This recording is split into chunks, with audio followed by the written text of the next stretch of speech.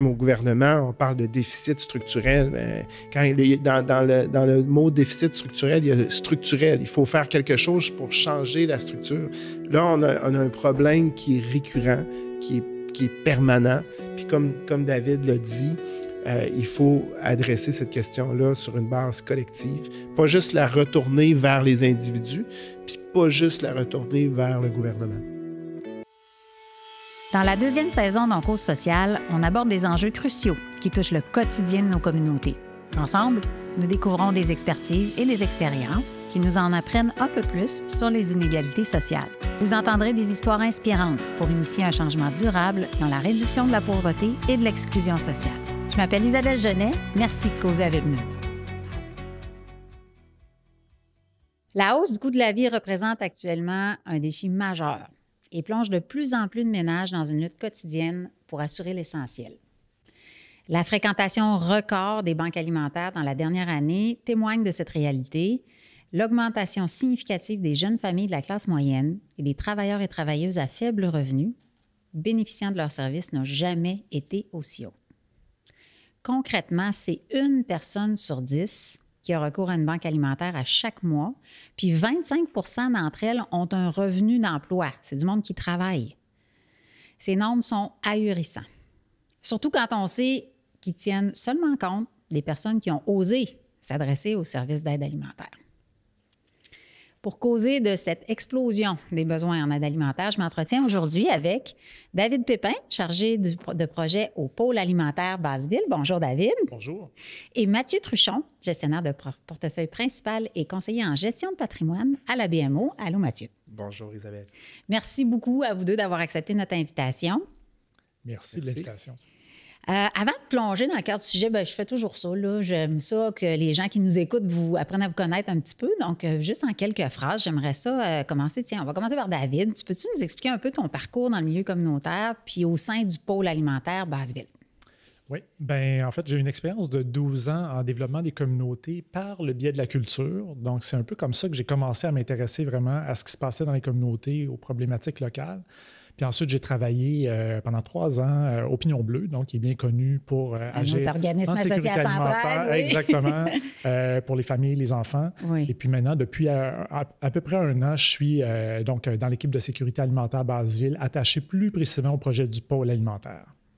Puis toi, Mathieu, qu'est-ce qui te rapproche de notre sujet aujourd'hui? Tu es un allié incontestable et très apprécié de Centraide, un super ambassadeur et bénévole, mais pour ce sujet-là en particulier. Bien, d'abord, on va se tutoyer parce qu'on se connaît un petit peu dans la vie. Ça bien va sûr. C'est un plaisir de partager la tribune avec David. J'ai bien hâte de t'entendre, David. Alors oui, avant tout, moi, je suis un ambassadeur de Centraide depuis déjà un certain temps.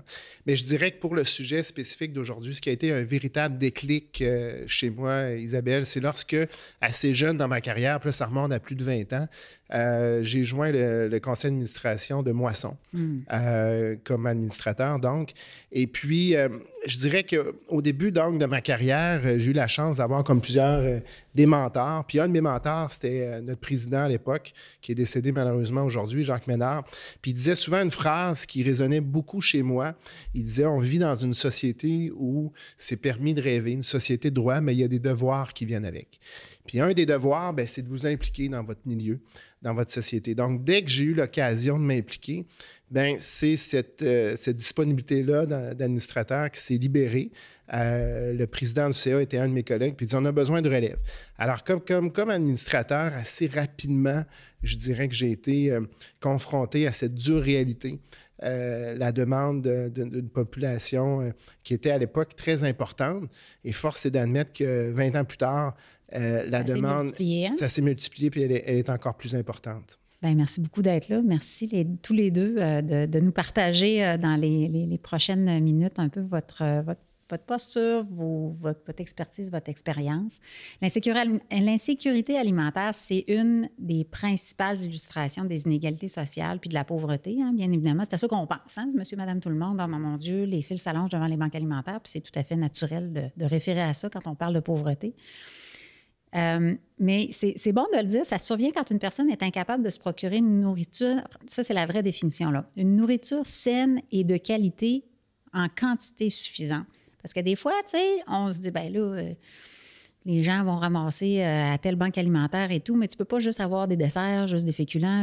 Fait qu'il y a ça aussi derrière tous ces services-là, hein, trouver une nourriture saine en qualité puis en quantité suffisante.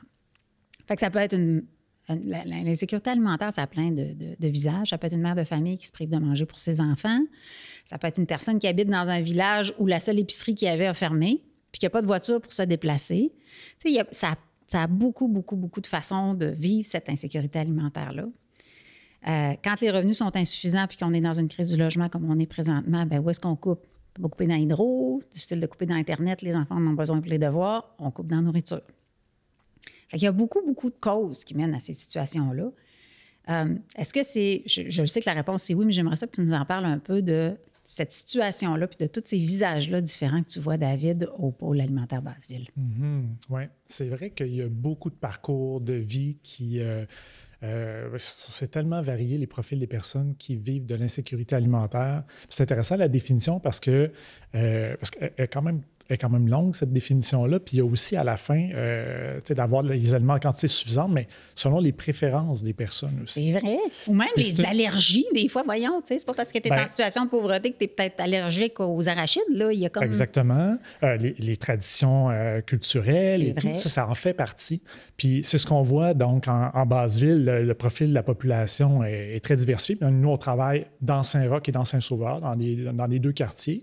Dans Saint-Roch, il y a quand même beaucoup de personnes en situation d'itinérance, beaucoup de personnes plus seules, plus âgées. Dans Saint-Sauveur, beaucoup de familles, des personnes issues de l'immigration. Donc, ça donne une diversité incroyable de profils. Évidemment, il y a... disons que l'insécurité alimentaire, ça touche les personnes dans tout ce qu'elles sont aussi. Là. C'est ça qui est important de comprendre, c'est que c'est un manque d'accès à la nourriture, mais c'est aussi, en fait, ça touche la personne dans ce qu'elle est au plus profond. Puis ça, c'est ce qu'on constate au quotidien dans nos actions. Ça touche à la dignité des personnes, ça touche à la sécurité de l'être profond, là, c'est-à-dire d'avoir peur de manquer de nourriture. C'est quand même quelque chose. Là. Puis l'insécurité alimentaire, ça part là. D'avoir cette incertitude-là de manquer de la nourriture. La peur, c'est oui, ça, c'est à tous les jours. 3 fois par jour. C'est ça, matin, midi, soir. Oui, c'est complexe. Puis c'est vrai ce que tu précisais en disant aussi, selon ses préférences, ses traditions, sa culture. Tu sais, t'as des gens qui issus de l'immigration qui vont aller dans une banque alimentaire, mais s'ils ne retrouvent pas tel type de produit pour cuisiner ou qui prennent ce qui est offert là puis qui ne savent pas quoi faire avec, n'ont pas beaucoup avancé, là. Hein? Fait que l'intervention, le soutien des groupes communautaires, ça prend tout son sens encore plus avec ça. Tout à fait. Pour se détacher de l'aide alimentaire, parce que, tu sais, le monde qui va en chercher ce qu'ils veulent, c'est arrêter d'y aller le plus possible. Puis c'est ça qu'on souhaite, hein? On va aider les gens à s'en sortir. Et ça prend assez d'argent pour subvenir à ses besoins. C'est une équation assez simple à faire.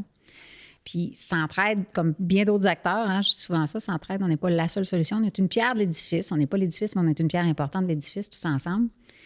On est convaincus que la fin de l'insécurité alimentaire, c'est par ça que ça va passer, l'amélioration de notre filet social au Québec.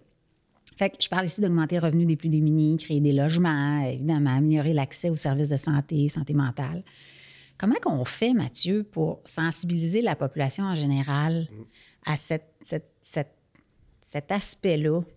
Puis de dire, tu sais, oui, c'est correct aller chercher un panier puis faire la file, tout, puis dans l'indignité, mais il faut les accompagner, ces gens-là, pour s'en sortir, puis d'aller avoir cette vraie conversation-là.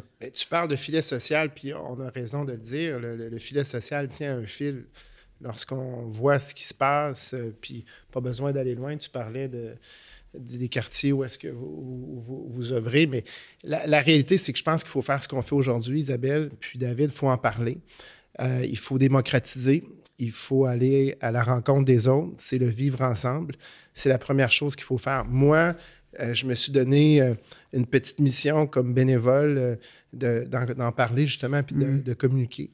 Et comme ambassadeur de Centraide, une des choses que je fais notamment, c'est d'aller à la rencontre des entreprises pour sensibiliser les gens à cette cause-là, sur l'insécurité, oui, alimentaire, mais sur d'autres sujets. Mais l'insécurité alimentaire revient dans le top de la liste. Pas plus tard qu'au mois de juillet, j'étais accompagné de gens de Centraide et puis on allait à la rencontre d'entreprises. Puis je me rappelle que ce matin-là, je me disais, mais il faut avoir quelque chose à raconter qui va toucher les gens. Et puis, je dirais que le hasard a bien fait les choses parce que j'allais chercher ma fille qui finissait son chiffre comme sauveteur à la piscine de Limoilou. Puis, j'ai croisé une banque alimentaire et j'ai vu une file de gens là, qui faisaient 2 ou 3 blocs dans la rue. Donc, c'était devant moi. Là, j'étais arrêté au stop, puis j'ai fait un stop plus long que d'habitude parce que je regardais, il y avait des gens de tous les âges. Il y avait des mamans seules avec des poussettes. Moi, ça m'a touché. Je suis père de 2 enfants. J'ai eu la chance de grandir dans une famille avec plein d'amour, puis deux parents qui s'occupaient de nous, comme d'ailleurs les parents que je voyais là, qui étaient là pour leurs enfants avant tout. Tu parlais tout à l'heure de certains parents qui doivent faire le choix entre se nourrir et nourrir leurs enfants. La question ne se pose pas dans bien des cas. Alors, sensibiliser les gens, c'est d'aller à la rencontre d'autres qui sont peut-être pas bien au fait de cette réalité-là. Et il y a d'autres choses aussi, je pense, qu'on peut faire comme société. J'étais à Montréal hier, puis j'entendais parler de projets d'économie sociale. Moi, comme économiste de formation, c'est un volet que j'ai beaucoup toujours apprécié, l'économie sociale. Puis j'entendais parler de cette épicerie 3 paniers où on fait dans la sensibilisation parce qu'à l'épicerie, dans cette épicerie-là, dans ce projet-là, on a sur les tablettes beaucoup d'items très variés, assez pour faire une épicerie complète, mais avec 3 prix. Un prix, je dirais, standard, un prix subventionné, hein, un prix qu'on peut appeler solidarité, puis un prix donné au suivant. Alors, le vivre ensemble, c'est d'avoir des gens qui vont peut-être donner une chance à leurs voisins qui ont eu un mois plus difficile, d'aller dans un endroit comme ça pour donner un petit peu plus que le prix standard qui va couvrir les frais d'éclairage, d'administration. Donc, la sensibilisation, ça se fait par la communication, comme on fait aujourd'hui, mais ça peut se faire aussi, je pense, concrètement dans des projets où tout le monde dans les quartiers va être appelé à vivre ensemble. C'est une belle innovation, une belle idée, ce que tu nous partages là. Puis ça me fait un petit peu penser aussi à une banque alimentaire, un des 225 organismes qu'on soutient chez Centraide, qui est le comptoir Le Grenier à Lévis. Ouais. Puis eux, ils ont une rangée où est-ce que tout est gratuit, une rangée où est-ce qu'il y a certains prix. Puis fait, n'importe qui part avec son panier, tout se fait dans la dignité. Puis là, ben, on rajoute avec l'idée que tu partages là, de ce qui existe à Montréal aussi. Puis là, ben, peut-être que ça existe aussi à Québec, là, c'est juste que je ne suis pas au courant. Là. Mais il y a toute cette idée aussi d'humanité, de faire confiance aussi à la personne qui va aller payer puis dire, je prends la décision. Tout à fait. Mais cette mixité-là est importante aussi, c'est-à-dire justement d'arrêter de cloisonner les personnes qui sont dans une situation de précarité. De pas, si on veut construire, parce que c'est un projet qu'on a de construire une épicerie ou d'ouvrir une épicerie solidaire ou communautaire abordable. Puis ce qu'on veut pas, surtout, c'est d'installer ça dans un sous-sol à quelque part, caché, de prendre un local le moins cher. Non, on veut qu'il y ait pignon sur rue avec vitrine, on veut que les gens se sentent les bienvenus, puis que ça soit chaleureux, que ça soit accueillant pour tous, inclusif. C'est ça, je pense que c'est super important pour qu'on puisse en parler tout le monde ensemble pour que les gens prennent conscience de la réalité des personnes qui vivent dans notre collectivité, des différentes réalités. Parce qu'on a, tu sais, je le disais d'entrée de jeu, dans mon introduction, je disais, les statistiques que je donnais, c'est en comptant ceux qu'on sait qui sont allés puis qui ont osé aller chercher. Puis le nombre de fois que j'ai pu discuter avec des gens qui font des témoignages pour Centraide dans plusieurs entreprises, comme Mathieu le mentionnait, puis qui disaient, imaginez comment on se sent la première fois, quand tu arrives au bout, là, puis que là, les enfants, ils ont mal à la tête parce que tu n'as plus rien, parce que ça fait 3 jours qu'il n'y a plus rien dans la boîte à lunch. Là. Puis là, tu décides d'y aller. Puis tu as le goût de passer entre le mur et la tapisserie, mais tu es accueilli dans la dignité. C'est ça que les groupes communautaires font. Si on le prend à plus grande échelle, normalement, le réseau des banques alimentaires du Québec réussit à aller chercher annuellement à peu près 500 millions en valeur marchande de denrées. C'est plus suffisant pour plusieurs raisons, entre autres la hausse exceptionnelle des demandes sur le terrain. 71 % des organismes ont manqué de denrées en 2023. 71, pas 11. Là. Jusqu'à récemment, l'aide alimentaire, ça pouvait se reposer sur les dons de denrées. Mais là, les chaînes alimentaires, les métros de ce monde, etc., ils ont des programmes pour anti-gaspillage, c'est très bien, là. On est bien content de ça, mais ça finit aussi, ça fait qu'il manque de denrées. Est-ce que c'est une réalité que tu constates, David? Est-ce que vous le vivez du côté du pôle alimentaire? Est-ce que tu vois un changement par rapport à ça? Bien, c'est sûr qu'on voit la hausse de la demande, on la constate, c'est certain. Nous, de notre côté, on n'a pas on n'est pas une distribution alimentaire. Donc, ce qu'on voit, c'est en fait, c'est justement les parcours de vie qui sont de plus en plus variés. On parlait des travailleurs et des travailleuses au début de l'entretien qui vivent dans l'insécurité alimentaire. Il y en a de plus en plus, des étudiants, des étudiantes. Donc, c'est un peu l'éclatement comme du profil des personnes qui vont avoir recours à une forme d'aide alimentaire ou de soutien alimentaire. Donc, ça, on le constate.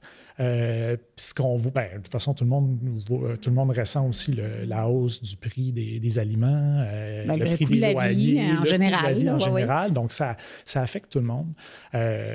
C'est pour ça, je pense que c'est important aussi de détricoter un petit peu les préjugés par rapport à ça. Ça affecte pas juste les autres, ça affecte toutes sortes de personnes. Fait que ça, c'est important quand même. Le eux autres, nous autres, il faut arrêter de dire ça. Là. C'est ça, exactement. De créer cette distinction-là. Je pense que c'est tellement important ce que tu dis. Puis, lors du lancement de notre campagne S'entraide à l'interne au bureau, je disais, écoutez, là, on est tous privilégiés ici. Là, on a quand même des revenus plus hauts que la moyenne, ou dans la moyenne, du moins. Là. Alors, puis on trouve que ça coûte cher aller faire l'épicerie. Alors, imaginez les gens, pour essayer d'avoir un reality check, là, imaginez les gens qui n'ont pas de revenus. C'est vraiment très difficile. Oui, tout à fait. Puis d'ailleurs, en parlant de préjugés ou d'idées préconçues, là, quand on pense à l'aide alimentaire, souvent, là, les gens qui nous écoutent, puis c'est normal de penser ça, n'entendez pas de reproches dans ce que je dis là, c'est souvent on pense à des paniers, un panier que les gens vont ramasser, ou une soupe populaire. C'est beaucoup ça là, que les gens vont penser. Mais l'aide alimentaire aussi, là, tu as parlé du pignon bleu, 347 000 collations données à des enfants dans des écoles de secteurs défavorisés, dans des camps de jour. C'est 2 bénéficiaires de l'aide alimentaire sur 5 qui sont des enfants dans Québec-Chaudière-Appalaches. C'est des jardins communautaires, c'est des cuisines collectives. Il y a beaucoup de façons de faire d'aide alimentaire. Merci, groupes communautaires et réseaux communautaires fantastiques et innovants, mais c'est considérable. Puis, selon plusieurs organismes, le nombre d'enfants qui viennent de plus en plus bénéficier de l'aide alimentaire sera en augmentation. Qu'est-ce que ça évoque, Mathieu, pour toi, ces chiffres-là? Pour moi, ça me touche particulièrement comme parent. Je pense que, puis on le répétera jamais assez souvent, les enfants, c'est l'avenir de notre société. L'éducation, c'est ce qui est le plus important, mais encore faut-il qu'ils soient capables de se concentrer quand ils arrivent à l'école. Oui. Tout à l'heure, David parlait du gaspillage. Et la réalité, c'est que je lisais les dernières statistiques. Là. Moi, je peux difficilement concevoir que le tiers des aliments, c'est les statistiques, les chiffres ne mentent pas, moi, je suis un gars de chiffres, qui sont jetés au Canada. Le tiers des aliments, c'est une valeur de 100 milliards annuellement. Donc, c'est des chiffres qui sont très gros. Et moi, je peux difficilement considérer qu'il y a du gaspillage qui se fait et qu'il y a près de 2 enfants sur 5 qui arrivent le matin sans rien avoir mangé. Moi, j'ai des amis, j'ai des clients retraités qui font du bénévolat pour des banques alimentaires et qui m'en parlent. Tu sais, des fois, là, j'arrive dans un meeting là, pour revoir leurs choses financières, puis ils me parlent de leur journée qu'ils ont fait comme bénévolat, puis ils disent, Mathieu, le syndrome du frigidaire vide, là, il existe, puis pas loin de chez nous, là, tu sais, quand on parle du nous, là, parce qu'évidemment, dehors, des fois, la maison, le gazon est ton, puis tout est beau, mais tu ouvres le frigidaire, puis il n'y a rien dans le frigidaire. Là. Alors, donc, oui, les statistiques sont alarmantes. Oui, tout à fait. Il mérite qu'on s'y penche comme société. Oui, puis on ne fera pas le débat complet là-dessus, mais il y a quelque chose aussi dans ce qui est discuté présentement par rapport à aider nourrir des enfants dans les écoles, où est-ce qu'il y a des idées polarisées sur, là, c'est la responsabilité des parents, responsabilisons. Il faut juste se souvenir qu'avant de réussir à aller dans une banque alimentaire pour aller aider, on est allé jusqu'au bout. On ne veut pas perdre la maison. Tu parlais d'un beau gazon tondu et tout, là, avec la hausse des taux hypothécaires et tout. Il y a des gens, des fois, là, qui sont allés au bout, puis ils ne veulent pas perdre la maison. Beaucoup d'organismes qui nous disaient à un moment donné, pendant la pandémie, nous, nous autres, on a des critères d'acceptation, mais là, on voit des petites familles arriver avec une voiture, un SUV, ben oui, mais peut-être qu'ils en ont besoin parce qu'il faut qu'ils continuent à aller travailler, parce que, tu sais, on est rendu à ce point de bascule-là, là, donc il faut changer notre regard là, par rapport à ça. Oui, c'est une idée qu'on entend souvent, ça, comme s'il y avait des vrais pauvres puis des faux pauvres. Ouais. Les gens qu'on est capable d'identifier, les gens dont on se douterait pas qui vivent une situation difficile. Puis ça, il faut vraiment changer nos lunettes par rapport à ça. Là. Ça n'existe pas. Puis on parlait des écoles aussi. C'est juste important, je trouve, de dire qu'on passe souvent sous silence là, les jeunes du secondaire aussi. Là. C'est vrai, hein? On a en tête tout le temps les enfants du primaire, mais au secondaire, ça n'arrête pas au secondaire, la faim. Puis c'est une dimension à laquelle on devrait penser peut-être davantage comme société pour qu'il y ait un continuum de soutien aussi. Très bon point. Une chose est sûre, c'est que l'insécurité alimentaire, ça entraîne des conséquences qui vont bien plus loin qu'avoir faim. Hein? C'est un peu ça qu'on est en train de se dire. Ça affecte la santé physique, mentale. C'est un frein à l'emploi aussi. Tu n'as pas mangé, va passer une entrevue, toi, quand tu as mal à la tête, puis tu es étourdi, puis ça augmente l'isolement social. Puis il y a plusieurs études qui montrent même que ça affecte l'estime de soi. Tu le disais, hein? Ouais. En début de discussion, là, vraiment, à la fin, ça va chercher... L'insécurité alimentaire, ça va chercher toute l'entièreté de l'être humain puis sa dignité.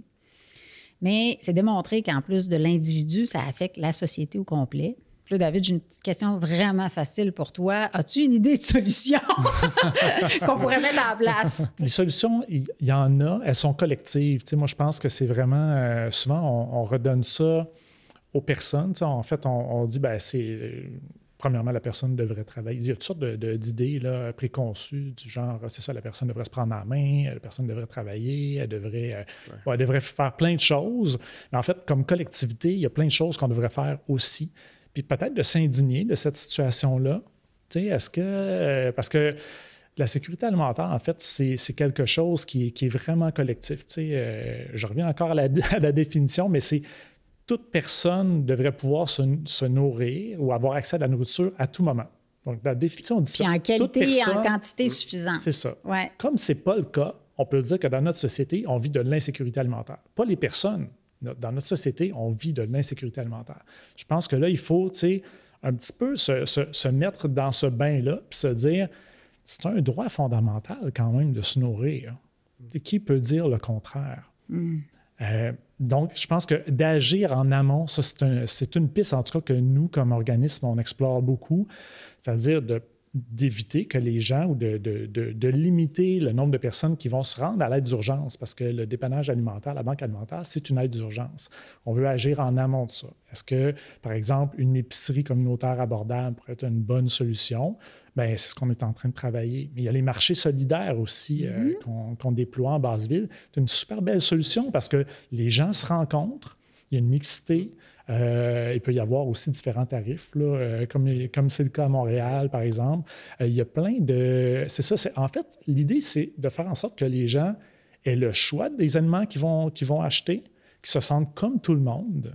Parce que ça, dans la notion de dignité, il faut que ça soit honorable pour la personne et pour la société. Hein, ça, c'est dans la notion de dignité. Il faut que la personne se sente qu'elle n'est pas en train de prendre quelque chose qui elle est à sa lui place, appartient là, pas. c'est ça. Donc, l'idée de payer, c'est quand même important.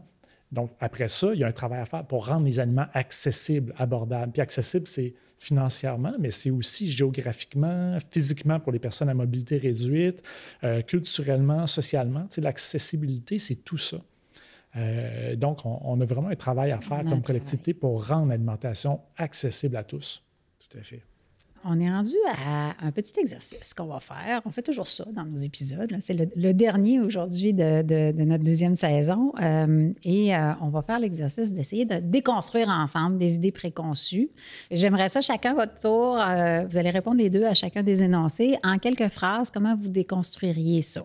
Donc, je le sais que ce n'est pas des choses qui sont vraies, mais ça reste que c'est des choses, des fois, qu'on entend partout. Dans des soupers de famille, le samedi, avec vous parlez à votre mère ou même des fois à radio, vous allez entendre une espèce de phrase toute faite.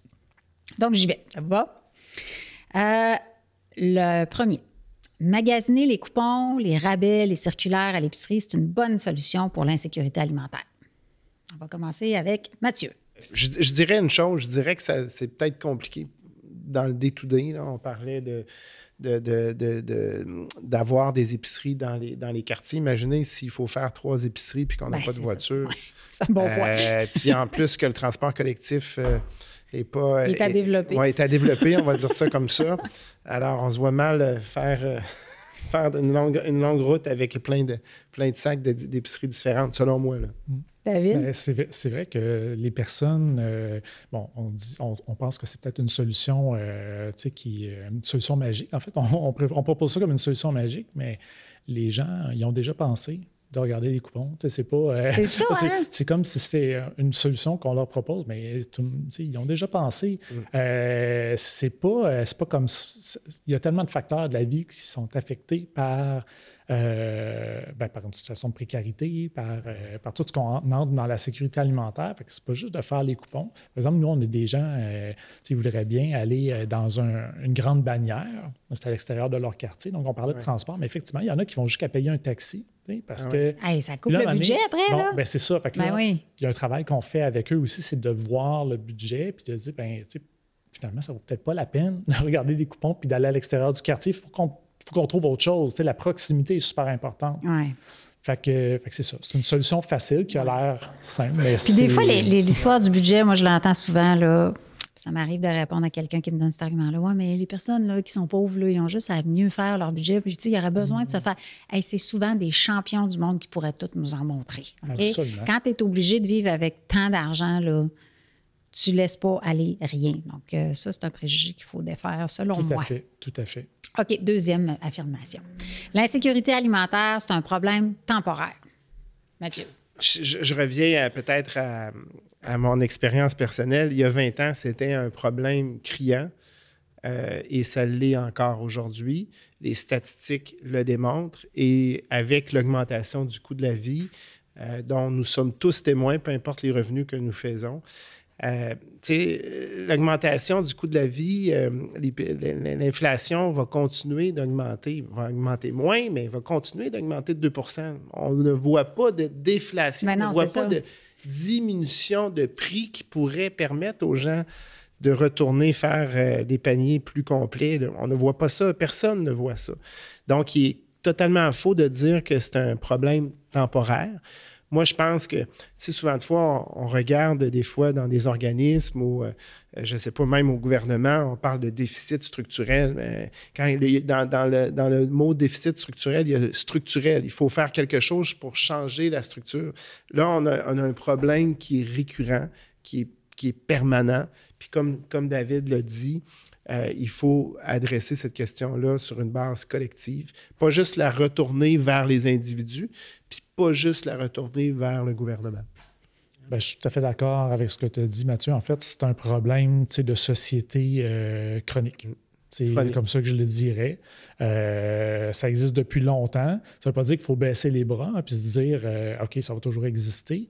Je pense qu'il y a quelque chose dans le système alimentaire qui ne fonctionne pas.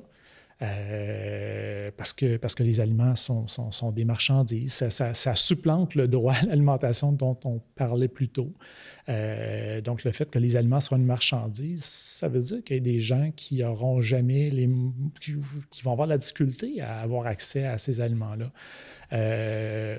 Donc, bon, après ça, l'idée, c'est peut-être de proposer d'autres systèmes qui vont pouvoir fonctionner, un système qui est plus ancré dans le territoire, qui est plus conscient des besoins d'une population donnée. Ça peut être intéressant. Mais c'est un problème de société chronique. Puis je pense qu'il ne faut pas oublier ça. Il ne faut pas le renvoyer encore là aux individus. Il faut le prendre collectivement. Il faut le prendre collectivement. Ouais. Il m'en reste 2.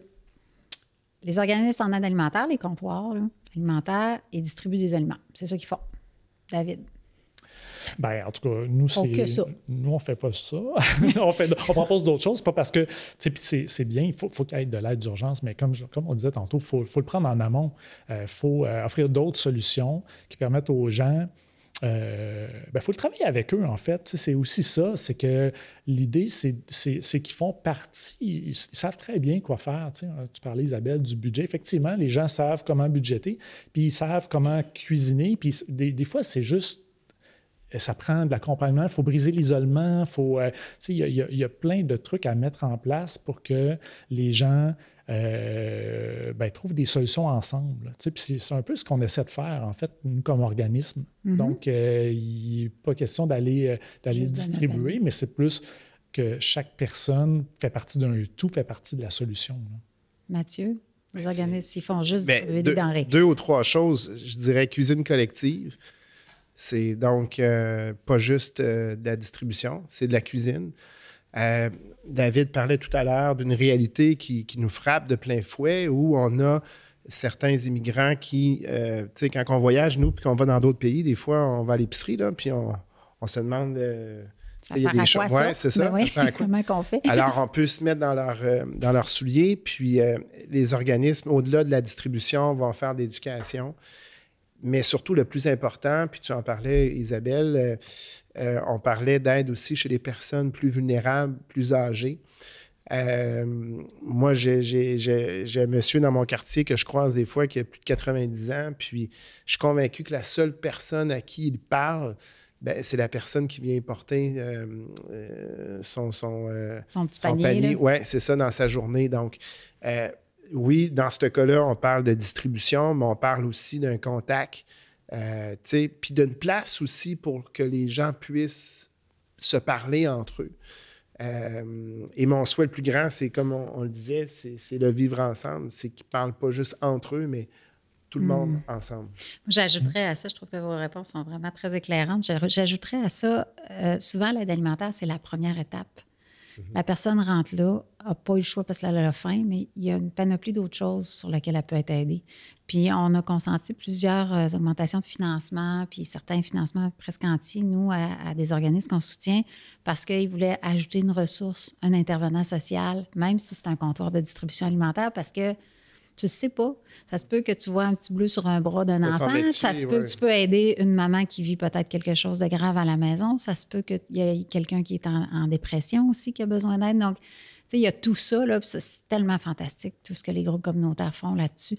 Hein, un être humain, c'est 360 degrés. Là, c'est pas, effectivement, ça se passe beaucoup dans la relation humaine. En voilà. fait. C'est là qu'on peut vraiment soutenir les personnes, puis trouver effectivement d'autres ressources pour leurs différents besoins, parce que, tu sais, on devient des points de référencement. Voilà. C'est tout à fait normal. Là. Ouais.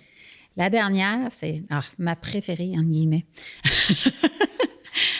Les gens, ils abusent. Ils abusent de l'aide alimentaire. Ils veulent juste des affaires gratis. Mm-hmm. Ça avait lancé vers David. Parce qu'on l'entend tellement souvent. Hein? Puis encore là, ça revient à la question de la dignité. Tu sais, c'est tellement fort dans notre société, l'idée de payer pour quelque chose. Tu sais, socialement, là, c'est tellement ancré en nous que de se dire, je vais recevoir quelque chose, de la nourriture gratuitement, là, ça ne vient vraiment pas naturellement. C'est ancré en nous depuis qu'on est tout petit. Fait que c'est pas vrai que les gens ne le feront pas d'emblée. Puis s'il y a des gens qui prennent quelque chose, mettons, qui ont besoin d'avoir quelque chose de plus gratuitement, on n'a pas à juger, en fait. On ne connaît pas les situations, mais les personnes ne vont pas là juste pour avoir une boîte de bâtons de plus chez eux. Puis, c'est pas ça l'idée. Là. L'idée, c'est qu'ils ont une situation difficile. Ils vont chercher un soutien. On ne juge pas leur situation. Ils ont plein de raisons. Ils ont leurs raisons. On est là pour les aider. Mais non, c'est pas un mouvement. Nous, on voit... C'est pas un mouvement qu'on voit du tout chez les personnes. Là. Non, d'avoir cet élan-là, d'aller profiter de ça. C'est tellement difficile franchir un pas, d'aller chercher de l'aide pour se nourrir, parce que c'est un besoin fondamental. Puis imagine en arrière, tu parlais des petites poussettes puis des mamans. Là, voyons, il n'y a personne qui va aller se mettre. Personne. Non, vous comprenez, je ne devrais pas généraliser, mais quand même. Là. Faire la file par une belle journée ensoleillée. Là. Puis, moi, je reviens aussi à la dignité, mais au-delà de ça, je pense qu'il y a des mécanismes de contrôle. Là. Je m'en souviens très bien. Je n'irai pas dans le détail, mais il y a des mécanismes de contrôle. Puis, veux pas, on connaît notre monde aussi, là. Les gens, là, si vous voyez qu'il y a des personnes qui ont des doutes, peu importe, à un moment donné, il y a un red flag qui va allumer. Donc, là-dessus, moi, je suis très, très, très rassuré. Puis, comme dans toute chose, s'il y a une personne qui en profite, bien, il y en a une grosse gang qui sont réellement là pour les vraies raisons. Oui, tout à fait. Tout à fait. Absolument. Tranquillement, pas vite, on se dirige vers la fin de notre épisode. Ça va vite. Quand on parle avec des gens passionnés et investis comme vous deux, c'est vraiment une discussion riche puis intéressante. Je trouve ça le fun de pouvoir partager ça avec vous. Mais avant qu'on se quitte, j'aimerais ça vous demander une recommandation que vous auriez à faire pour les gens qui nous écoutent, qui se disent, bon, ben OK, là... J'entends parler de ça, les banques alimentaires, je vois un peu plusieurs côtés, hein, on a détruit quelques petits préjugés. Il me reste ça, moi, pousser un petit peu plus loin. Ça peut être un livre, un film, ça peut être n'importe quoi. Mathieu, je vais commencer par toi. J'ai un organisme qui s'appelle Sauve ta bouffe. On parlait du gaspillage et l'organisme fait beaucoup dans la lutte contre le gaspillage alimentaire. Puis il y a une balado super intéressante qui a été produite il y a déjà un certain temps, mais bref, tout à fait d'actualité par Moisson. Moisson était invité. Donc, allez sur le site et ça s'appelle encore une fois « Sauve ta bouffe contre le gaspillage alimentaire ». Très intéressant. Très belle suggestion. Ils ont publié un livre d'ailleurs qui est tout aussi intéressant que le balado, effectivement. David, ce serait quoi ta recommandation? Moi, je vous amène dans le monde du cinéma. Moi, j'aime beaucoup le cinéma de Ken Loach, le réalisateur britannique. Donc, je propose Moi, Daniel Blake. Qui est un magnifique film hyper touchant sur des gens différents qui se rencontrent puis qui vivent de l'insécurité alimentaire, qui vivent une situation de précarité, mais vraiment des contextes très différents puis qui se viennent en aide. Fait que c'est très beau, très humain, puis en même temps un peu révoltant aussi. Oui, hein? Merci. Moi, je vais y aller avec deux choses pour mes recommandations. La première, ça m'y a fait penser tantôt, David, en début de discussion, quand tu disais, tu sais, même, il faut penser au goût des gens, peut-être aux allergies. Ça m'arrive souvent, des fois dans le temps des fêtes ou à d'autres moments où est-ce qu'on se dit, bon, ben, on va cuisiner, on va aller porter ça dans des frigos partage, ou on a des restes, on va tout emballer ça en repas individuel. Continuez à le faire, s'il vous plaît, les gens qui nous écoutent, qui le font, c'est important. Mais écrivez sur le sac, c'est quoi qu'il y a. Parce que c'est pas parce que tu es en situation où tu en as besoin que tu n'es pas allergique au soya, que peut-être que y a tes enfants qui ne mangent pas de telle chose. Ça fait partie de la dignité. Marquez juste les ingrédients puis qu'est-ce qu'il y a dessus, ça vaut la peine, c'est important. Puis les gens, ils se sentent beaucoup respectés dans ça quand vous allez porter des choses dans les frigos partage. Mon autre recommandation, c'est un livre qui s'appelle « L'Amérique pauvre » de Barbara Ehrenreich. Faut que je fasse attention quand je le dis. C'est sur la liste des 100 meilleurs livres du 21e siècle selon le New York Times. C'est l'autrice qui a eu une expérience unique. Elle a quitté sa vie pendant 1 an pour jouer le rôle d'une femme dépendant d'emplois dits non qualifiés. Donc, c'est le phénomène working poor là, qu'on entend parler aux États-Unis. Là, puis ça, c'est vraiment... Elle l'a fait pendant 1 an. Là, puis elle l'a documenté, puis elle a écrit un livre là-dessus. Ça vaut vraiment la peine de le lire. Merci beaucoup. Merci pour votre partage, votre expertise, votre expérience, votre grande authenticité aussi. Merci beaucoup, beaucoup. Vous êtes tous les deux des alliés de votre communauté, des personnes qui redonnent pour vrai avec le vrai sens que ça a. Fait que, prenez-le, s'il vous plaît. Je vous donne ces cœurs et cette reconnaissance. Merci beaucoup. J'espère que vous avez apprécié ça, ce moment avec moi. Merci à vous qui nous avez écouté Causer social.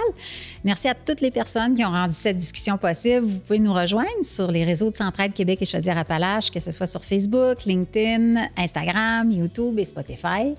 C'était Isabelle Genet. Merci d'avoir été avec nous pour cette 2e saison d'On Cause sociale.